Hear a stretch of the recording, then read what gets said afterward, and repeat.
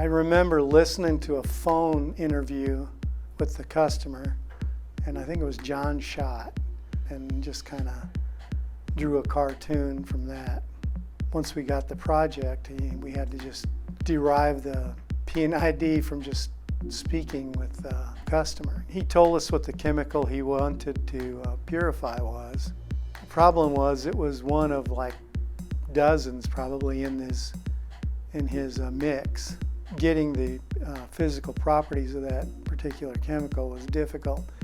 The reason he wanted this new system is because his old system was kind of small, and although it was producing the right stuff, it was just too slow, and I think everything was an upgrade. The tank, the piping, condenser, reflux splitter, the column, everything was bigger and better.